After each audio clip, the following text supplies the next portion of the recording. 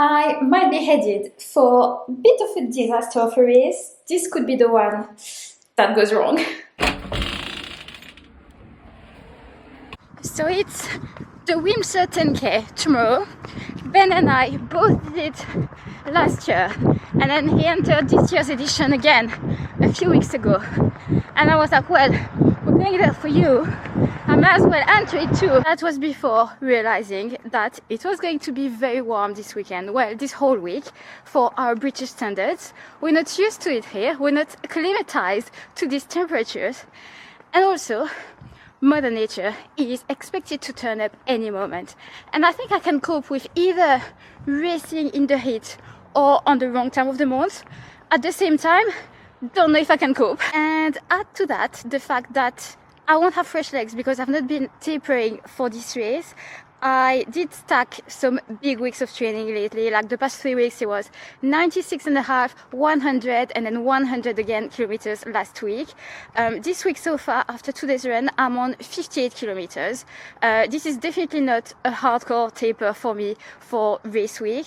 I did have a rest day Thursday though, because it had been almost a month since my last one and we kind of front loaded the week. So as we're getting closer to the race, my runs were getting shorter, but still not super funky fresh legs tomorrow.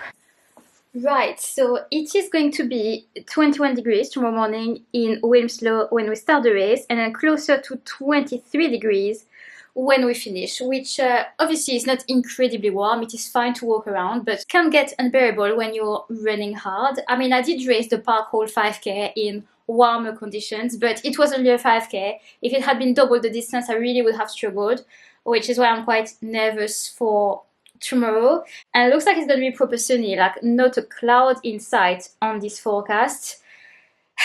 So Run Northwest, the organizer, sent out emails this week saying they were taking extra precautions because of the weather. So they've added an extra water station on course. Usually when I race a 10k, I don't take water on course, but I think tomorrow I'll probably make use of the 2 water stations. And also they're making the finish line spectator free so that the medical team have more space to spot any finisher who may need assistance, which I think is good initiative. So it's a training race. It's not like it's a goal race. I've not been, targeting it or specifically training for it.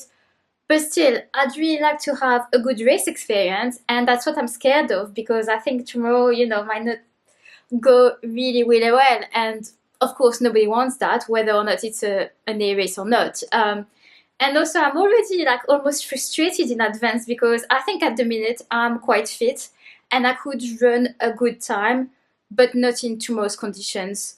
Which is basically frustrating me in advance.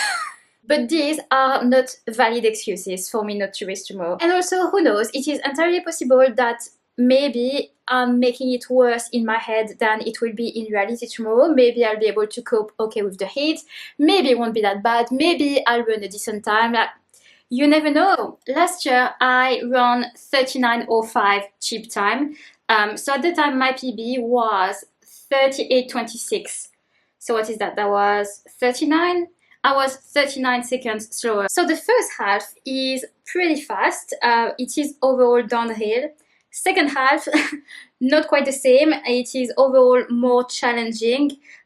Basically, there is the most elevation within kilometer 8 and 9. So towards the end of the race, when you're getting tired, this is where it's also the toughest part of the course. You've got this gentle rise, but it just goes on and on and on. It starts at kilometer 7.1, and then until kilometer 8.5 you're gently climbing, and then you've got a bit of a downhill, and then you've got the hardest part of the course, which is quite a steep incline. Let's call it a hill. It is a hill. It's not long, but I remember it really, really sapped the speed out of my legs, this one, and I couldn't quite recover from it. So we'll see if I can handle it better tomorrow.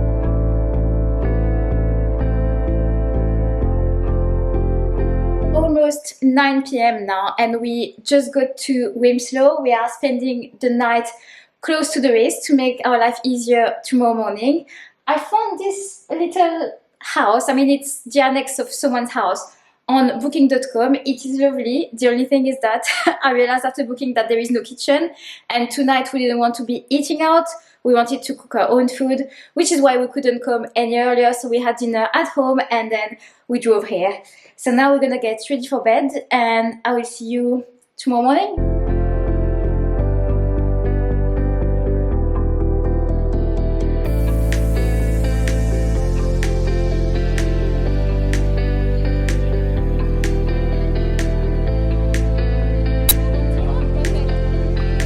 So the race is going to start in about an hour and 15 minutes. Because the race HQ was open so early this morning, what we did is that we quickly drove there to pick up our race numbers and then drove back here so that we can just turn up fully ready to race at the very last minute in about an hour.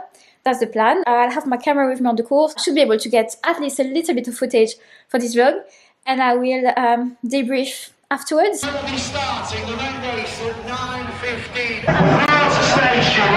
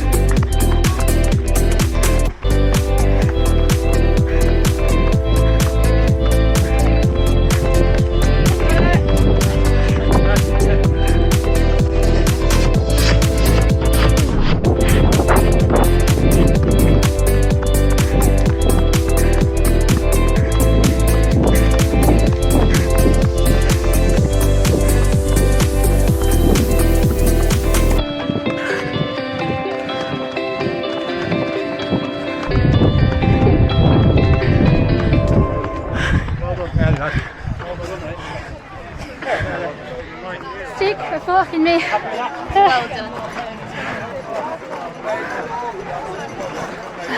Oh my gosh, Ben, you PB'd. The good news is Ben managed to get a new 10k PB in those conditions. Sub 31. We're back home now, and I know I wasn't overly keen on doing this race, but in the end, I'm really glad I did it because I didn't do too bad, really. So on the start line, I saw that there was a 37:30 pacer, and I decided that I was gonna put myself a few rows behind him at the start because I was going to try, you know. So once we started, the guy kind of like shoot off in the distance. My plan was to keep him in sight. I was definitely not on his heels, but I never lost sight of him. And I kind of thought that if I kept that distance really, and if the pacer obviously was pacing properly, then I should finish just under 38 minutes. The first half of the race, I felt surprisingly good, better than expected, and I was actually right around my PB pace. And then kilometer 6, that's where I started to slow down. Kilometer 7, there was a bit of a downhill. I caught a second wind, but I remember really noticing that I went all of a sudden from feeling well to feeling not so well, and clearly feeling like I was now overheating. And then I saw a lot of runners drop out, like pull to the side and start walking. And when you're going through a bit of a rough patch and you see this around you, it makes it mentally even harder for you to like stay in the game, stay in the race. Then came the toughest section of the course, kilometer 8 and 9, with the inclines, including the hill. And that is where I really slowed down. I could have saved some energy probably if I hadn't filmed on that hill, but it's not like it was going to make the difference between PB or no PB.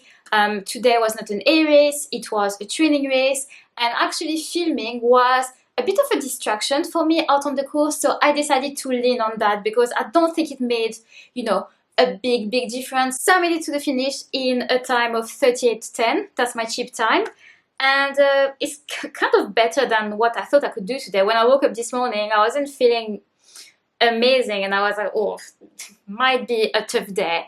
And I'm actually really glad that I raced because the easy option would have been not to. And I think, yeah, it was a good training race. I'm quite happy with that. But the performance of the day is, of course, Ben who ran 30:52. His very first time going sub 31. His previous PB was 31:14, give or take a second. So that's quite a chunky PB. So clearly he can run in the heat. And yeah, I'm just really happy for him. That's a great confidence boost. Congratulations to everyone who raced this weekend in those conditions, not the most running friendly. Thank you guys so much for watching. Please give this video a like. If you're new here, please subscribe. And I will see you in the next video. Bye!